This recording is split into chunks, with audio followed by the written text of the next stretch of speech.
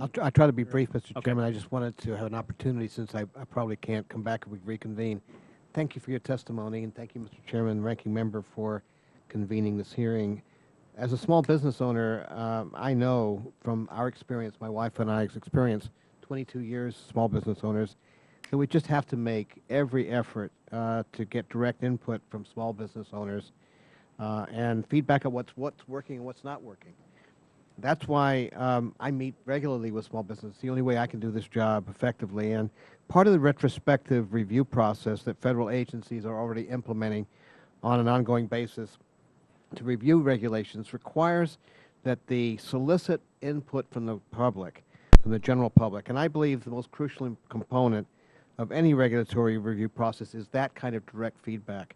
But it seems to me that each agency is pretty much interpreting the standards as they see fit and differently. While some are going to communities in a very open way and talking to people who are really interested in the issues, others print their review process on their website in such fine print you have to take a magnifying glass to read it.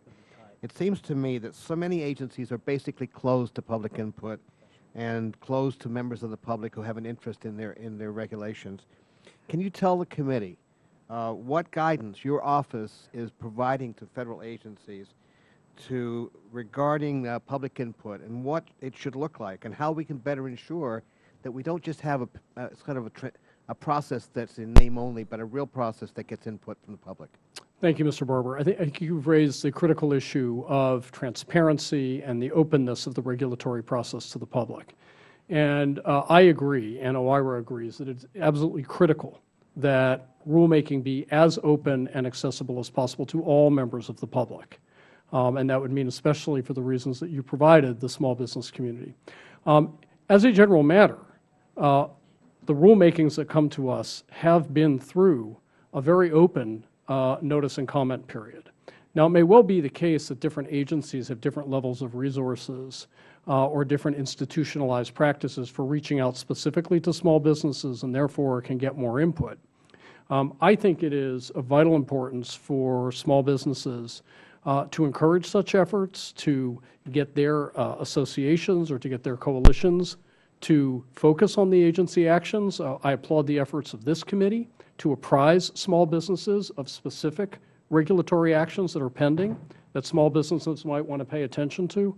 I couldn't agree with you more that making sure that the process is open and accessible is paramount. And the guidance that we at OIRA give to agencies is precisely that. Can you say what more you think you can do in your new position to really make sure that they get it, that it's just not some kind of a process that really doesn't mean anything, that's, in name only and kind of generally follows the law, but really doesn't get at the heart of what public wants to say?